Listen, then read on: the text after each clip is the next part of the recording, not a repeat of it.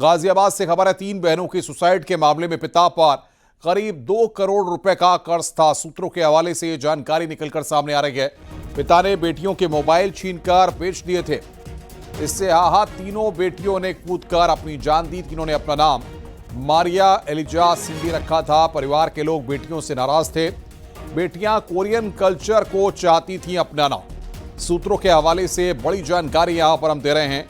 3 बच्चियों के सुसाइड का ये पूरा मामला है। सूत्रों के अनुसार बच्चियों के पिता ने बच्चियों के मोबाइल को छीनकर बेच दिया था। इससे आहत थी तीनों बच्चियां कोरियन कल्चर को चाहती थी अपनाना। परिवार के लोग नाराज थे। सूत्रों की माने तो तीनों ने अपना नाम मारिया एलिजा और सिंडी रखा था। पिता पर था तकरीबन 2 करोड़ का कर्जा।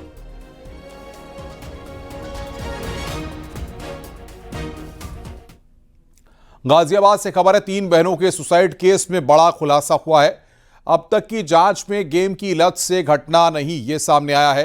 पुलिस ने इस बात को कहा है, मोबाइल नहीं देने के चलते सुसाइड किया गया। कोरियन सिनेमा म्यूजिक की लत थी, पुलिस इस बात को कह रही है। परिवार वालों ने फोन बंद किया तो सुसाइड किया। ये जो तीनों लड़कियां थी, ये कोरियन कल्चर से इन्फ्लुएंस थी और जिसमें कोरियन सिनेमा और कोरियन म्यूज़िक और कुछ गेम्स का भी इनके ऊपर इन्फ्लुएंस रहा है। और इन जनरल ये जो मोबाइल का जो एडिक्शन था, ये इनको ज़्यादा हो गया था। इसी के चलते उसके परिवार वालों ने जब उनको मोबाइल इस्तेमाल करने से जब प्रतिबंध किया, तब जाके उन्होंने ये कदम उठाया और ये घटना हुई है। अभी तक के जांच में ऑनलाइन गेमिंग और गेमिंग में दिए जाने वाले टास्क के बारे में कोई भी तथ्य सामने नहीं आया है। इटावा के फिशरवन में मुस्लिम आक्रांता मोहम्मद गौरी के सेनापति शमशुद्दीन की अवैध मजार पर 5 फरवरी को सुनवाई होगी। सुनवाई के बाद बुलडोजर एक्शन होने की उम्मीद जताई जा रही है। डीएफओ विकास नायक की अदालत में मामले की सुनवाई होगी। मजार के केयरटेकर फजले इलाही समेत 3 लोगों को नोटिस जारी कर जमीनी दस्तावेज जमा करने के निर्देश दिए गए हैं। 22 जनवरी तक जमीन के दस्तावेज न मिलने पर वन विभाग ने कार्रवाई के लिए तैयारी तेज कर दी है। शब बारात पर होने वाले उर्स को रद्द कर मजार के मुख्य रास्ते पर एंट्री पर रोक लगा दी गई है।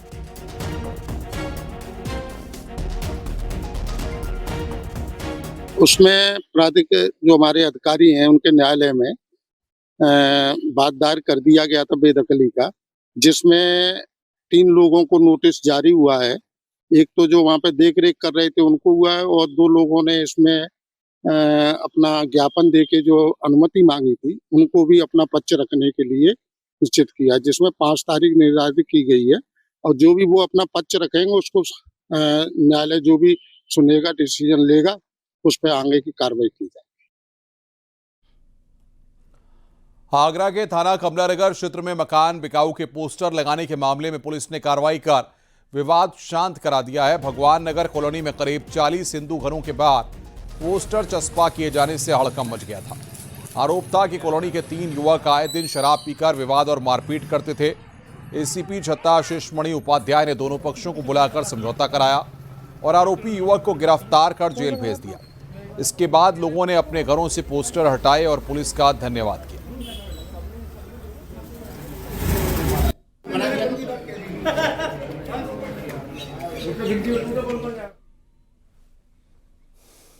मकान बेच कर जाने संबंधी पोस्टर चस्पा किए थे, जिसके संबंध में दोनों पक्षों से वार्ता की गई।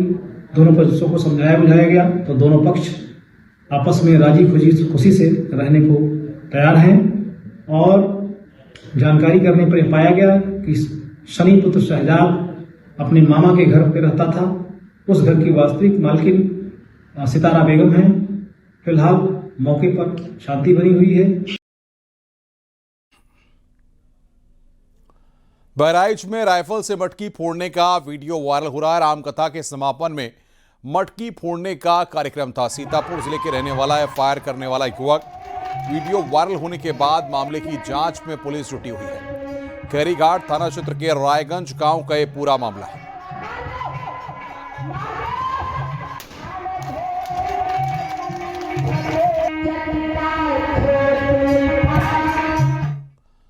बरेली में एक प्रेमी जोड़े की लव मैरिज अब उनके लिए मुसीबत बन गई है और मामला पुलिस तक पहुंच गया है।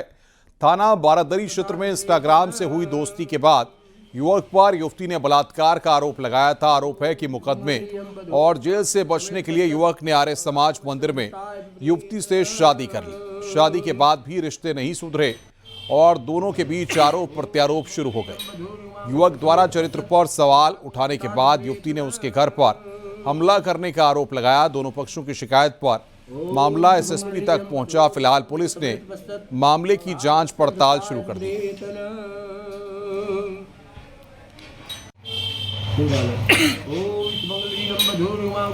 हाँ सर, मैं यही चाहता हूँ कि कहते हैं कि एक तो मुझे न्याय मिले और इस लड़की को सज़ा मिले। जो शादी से पहले ऋषि नामक एक व्यक्ति के साथ में, जो कि गोसाई गोटिया का निवासी है, थाना बारादरी का, उसके साथ में जो रिलेशनशिप में थी, उसके ऊपर इसने बलात्कार लगाया। बलात्कार की तहरीर दी, महिला थाने में समझौता हुआ, वहाँ इसने 50,000 रुपये लेकर के लड़के से समझौता किया। इसका यही काम बन चुका है। मेरे ऊपर भी बलात्कार लगा रही थी, बट मेरी शादी हो चुकी है। FIR में बलात्कार ही लिखा है, बट मेरी शादी हो चुकी है, इसलिए पुलिस ने मेरे ऊपर बलात्कार नहीं लगाया। मेरे ऊपर दहेज प्रथा और ये SC/ST एक्ट में मुकदमा पंजीकृत। खबर लखनऊ से है, जहां मजदूर संतराम की हत्या का पुलिस ने 24 घंटे के अंदर खुलासा कर दिया है। पुलिस के मुताबिक 2 फरवरी की रात को संतराम की साइकिल आरोपियों की बाइक को छू गई थी। इसके बाद मजदूर संतराम ने बाइक पर सवार आरोपियों के साथ गाली गलौज की थी। इसके बाद नशे में धुत आरोपी सुशील और दीपक ने संतराम की पिटाई और ईंट से वार कर दिया।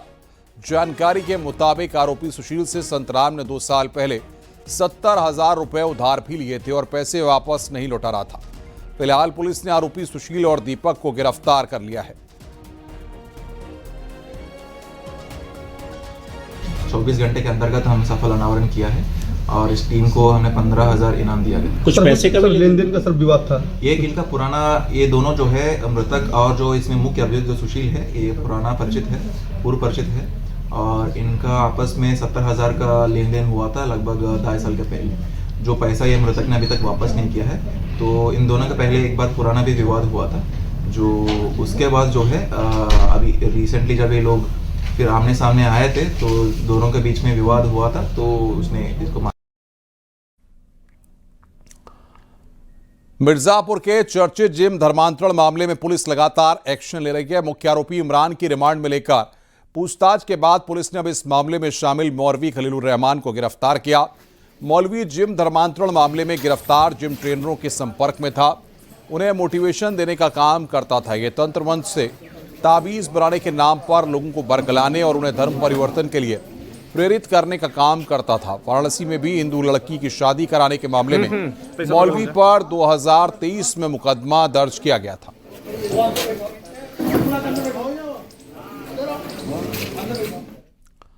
आगे बढ़ते हैं। ग्रेटर नोएडा से बड़ी खबर है। यमुना अथॉरिटी की बड़ी कार्रवाई देखने को मिली है। 25 हेक्टेयर भूमि को कब्जा मुक्त कराया गया है। जमीन की अनुमानित कीमत 1,000 करोड़ है। अवैध होटल और ढाबों पर ध्वस्तीकरण की कार्रवाई की गई है। 2 हेक्टेयर क्षेत्र में बनी अवैध कॉलोनी पर भी एक्शन हुआ है। 11 थानों की फोर्स के साथ 25 JCB ने कार्रवाई की है। मथुरा हेरिटेज सिटी क्षेत्र में अवैध निर्माण किया गया था। CM योगी का ड्रीम प्रोजेक्ट है हेरिटेज सिटी।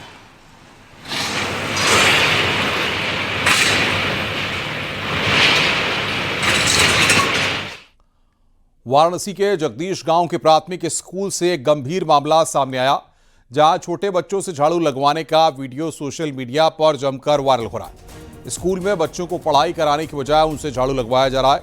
आरोप है कि यह काम टीचर के जरिए करवाया जा रहा था। वीडियो वायरल होने के बाद BSA ने पूरे मामले में जांच के आदेश दे दिए हैं। जांच के बाद टीचर के खिलाफ कार्रवाई की जाएगी।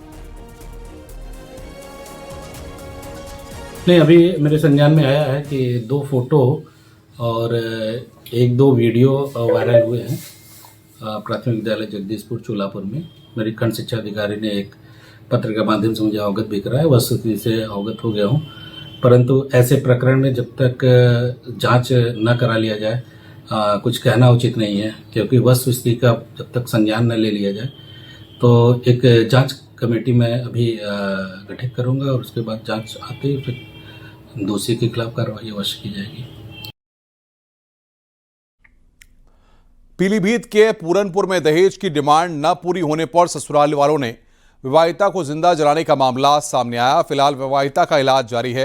पीड़िता की शिकायत पर पुलिस ने पति समेत 6 लोगों के खिलाफ मुकदमा दर्ज किया है। दरअसल महिला की शादी साल 2018 में फिरोज खान नाम के शख्स के युवक से हुई थी। नूरी के 2 छोटे बच्चे हैं। पीड़िता के मुताबिक शादी के बाद से ही ससुराल वाले दहेज को लेकर प्रताड़ित करते थे। दहेज में बुलेट बाइक, सोने के गहनों के मांग रहे थे। मांगे पूरी न होने पर नूरी के साथ कई बार मारपीट भी की गई।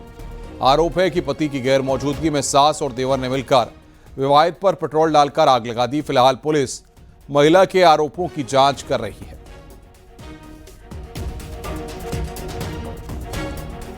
ललितपुर के खिदबास गांव में शराब बिक्री के विरोध में महिलाओं और ग्रामीणों के हंगामे के बाद पुलिस ने कार्रवाई करते हुए 10 लोगों को गिरफ्तार किया है। दरअसल शराब बिक्री के खिलाफ महिलाओं और ग्रामीणों ने दुकानों में घुसकर जमकर तोड़फोड़ की थी और शराब की पेटियों को सड़क पर फेंक दिया था। महिलाओं का आरोप है कि शराब बिक्री से गांव का माहौल खराब हो रहा है। घटना के बाद शराब ठेकेदारों की तहरीर पर पुलिस ने मुकदमा दर्ज किया था।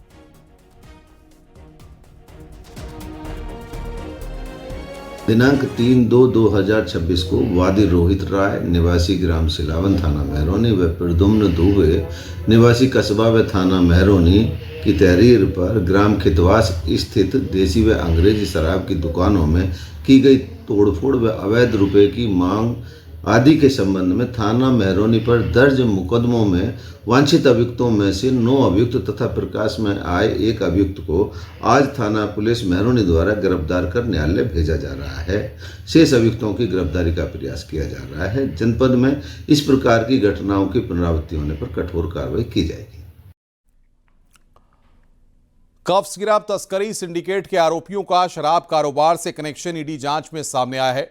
आरोपियों और शराब कारोबारियों के बैंक खातों की जांच में तस्करी की कमाई के लेन देन के पुख्ता सबूत मिले हैं। विकास सिंह नरवे और अन्य आरोपियों के बैंक खातों से कई शराब कारोबारियों के साथ लेन देन का खुलासा हुआ है। बनारस और गाजियाबाद में शराब कारोबार में तस्करी की रकम लगाने की बात सामने आई है। ईडी ने 4 शराब कारोबारियों से पूछताछ की है।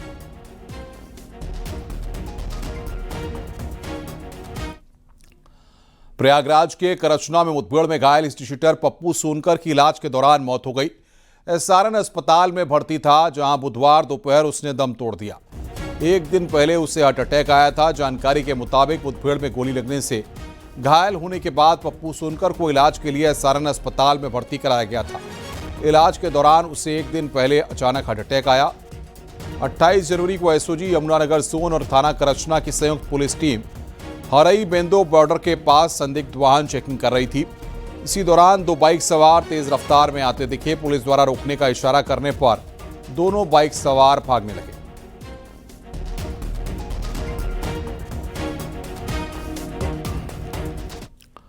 आगे बढ़ते हैं। लखनऊ के वीवीआईपी गेस्ट हाउस साकेत में बाबा गोरखनाथ की मूर्ति स्थापित की गई है। 2017 में मुख्यमंत्री की घोषणा होने के बाद योगी आदित्यनाथ करीब 1 महीने इसी गेस्ट हाउस में रुके थे। मुख्यमंत्री आवास में मरम्मत होने और टोंटी लगवाने के बाद गंगाजल से धुलाई करवाकर योगी आदित्यनाथ इसी गेस्ट हाउस से अपने सरकारी आवास में गए थे।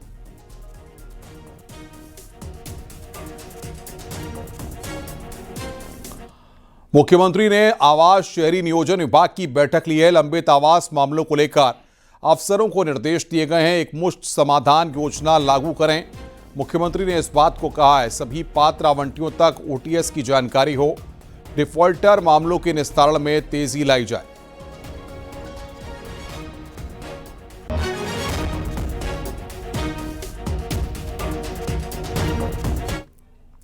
भारत अमेरिका ट्रेड डील को लेकर अखिलेश यादव ने बड़ा बयान दिया है। उन्होंने कहा कि यह डील नहीं ढील है। भारतीय बाजार को अमेरिका के साथ दे दिया गया है। अब सनातनियों को अपने व्रत को लेकर सोचना चाहिए।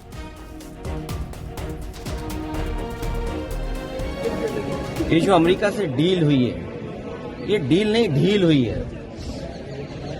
हमारा पूरा बाजार उनके हाथ में दे दिया। सरहद की बात करें, अब तो किचन के रास्ते हमारी थाली तक, नवाला जो है हमारे रोटी के टुकड़े तक बात पहुंच गई। अब सनातनियों को ये चिंता करनी पड़ेगी कि उनका व्रत कैसे सनातनी रहेगा। मान लीजिए डेयरी प्रोडक्ट्स वहां से आ गए, तो हमारे सनातनी लोग व्रत कैसे रखेंगे? हम सब भारतवासी व्रत कैसे रखेंगे? संसद से बाहर निकलते समय कांग्रेस सांसद शशि थरूर सीढ़ियों पर लड़खड़ाकर गिर गए। पास में मौजूद अखिलेश यादव ने सांसद शशि थरूर को संभाला। दरअसल शशि थरूर फोन पर बात करते हुए नीचे उतर रहे थे, उसी वक्त लड़खड़ाकर वो गिर गए।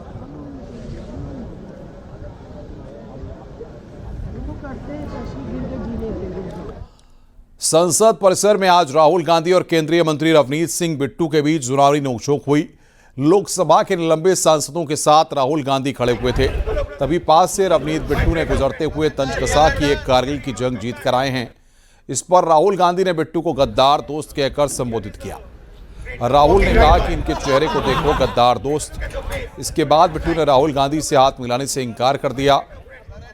इसके बाद बिल्कुल राहुल के बगल से निकलते हुए बिट्टू ने राहुल को कहा, देश के दुश्मन। The thing is, here is a traitor walking right by. Take a look at your face. That's what it looks like. Hello, brother. Sir, my traitor friend. Surrender. Don't worry, you'll come back. The thing is, here is a. Thank you. देश का बेच क्या है? No. The thing is, जंग जीत के आए हैं. The thing is, here is a traitor walking right by. कल राज्यसभा में प्रधानमंत्री का संबोधन, राष्ट्रपति के भाषण पर धन्यवाद प्रस्ताव पर बोलेंगे पीएम। आज हंगामे के चलते लोकसभा में नहीं हुआ संबोधन। तो बड़ी खबर यहां पर, लोकसभा में आज संबोधन नहीं हुआ, राज्यसभा में धन्यवाद प्रस्ताव पर बोलेंगे।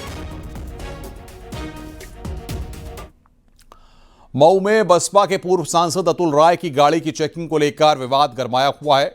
अतुल राय ने पुलिस पर दबाव में कार्रवाई करने का आरोप लगाया है। पुलिस ने आरोपों को खारिज करते हुए कहा कि गाड़ी से कोई आपत्तिजनक सामग्री बरामद नहीं हुई।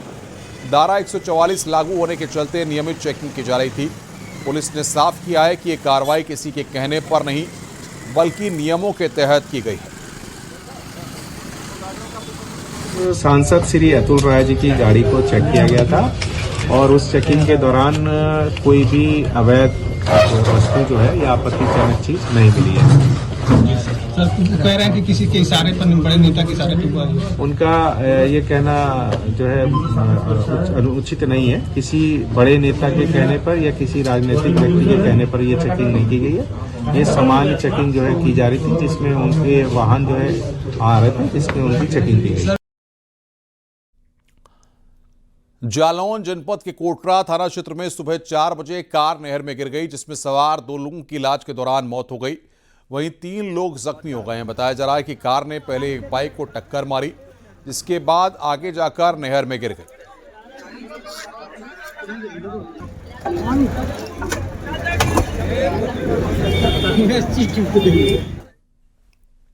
मऊ में नाबालिग लड़की से गैंगरेप का मामला सामने आया। आरोप है कि 3 लड़कों ने शराब के नशे में नाबालिग लड़की के साथ गैंगरेप की वारदात को अंजाम दिया है। पीड़िता की मां ने आरोप लगाया है कि बेटी अपने दोस्तों के साथ बाहर घूमने के लिए गई थी, जिसके बाद साथियों ने शराब के नशे में गैंगरेप की वारदात को अंजाम दिया। फिलहाल पुलिस ने 3 आरोपियों के खिलाफ मुकदमा दर्ज कर गिरफ्तार कर लिया है। एक महिला है जिसने ये आरोप 3 लड़कों पे लगाया है कि उसकी पुत्री, जिसकी उम्र करीब 15 वर्ष है, वो एक लड़का जो पड़ोस का उसके साथ घूमने गई थी और उन्होंने कहीं पर शराब का सेवन किया और इस लड़के ने अपने 2 साथियों को और बुला लिया। वो भी लड़के हैं, उनकी उम्र भी 19 वर्ष है और इनके द्वारा उस लड़की के साथ जो है अवैध जबरदस्ती संबंध बनाया गया। इस पर तत्काल अभियोग जो है हमने पंजीकृत कर लिया गया है। इसमें विवेचना की जा रही है। इसमें अभी किसी भी अभियुक्त की गिरफ्तारी नहीं हो पाई है, लेकिन हमें उम्मीद है कि हम लोग जल्दी ही इन अभियुक्तों की गिरफ्तारी कर लेंगे। आगरा में एक युवती को झूठे प्यार के जाल में फंसाकर जबरन धर्म परिवर्तन के प्रयास का मामला सामने आया।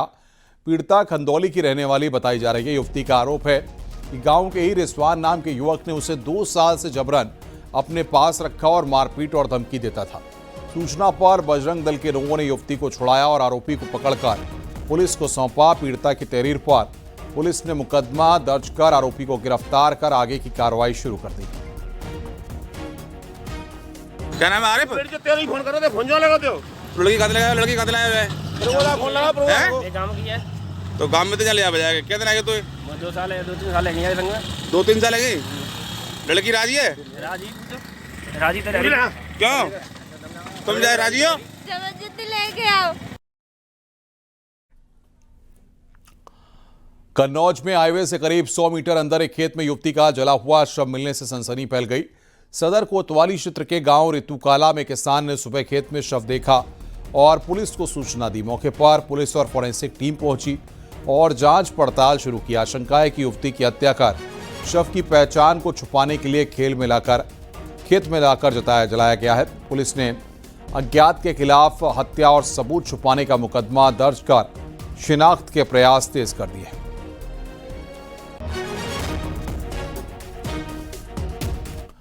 इटावा में फर्जी कंपनी बनाकर करीब 7 करोड़ से अधिक की जीएसटी चोरी के मामले में पुलिस ने 5 लोगों को गिरफ्तार किया। अब तक 7 लोगों की गिरफ्तारी हो चुकी है, वहीं अन्य आरोपियों की तलाश जारी है। इनसे संबंधित मामलों की जांच के दौरान पाया गया कि कुछ व्यक्तियों द्वारा बिना किसी वास्तविक माल की खरीद बिक्री के फर्जी टैक्स इनवाइस जारी किया गया और अवैध रूप से आईटीसी अर्जित की गई, जबकि संबंधित फर्मों द्वारा न तो कोई वास्तविक व्यापार किया गया और न ही सरकार को देय जीएसटी का भुगतान किया गया। इसमें कुल सरकारी राजस्व लगभग 7 करोड़ 3 लाख रुपए का नुकसान हुआ है। इससे संबंधित 5 अभियुक्तों को आज गिरफ्तार किया गया है। इन्हीं मामलों में पूर्व में भी 3 अभियुक्तों को गिरफ्तार कर जेल भेजा जा चुका है।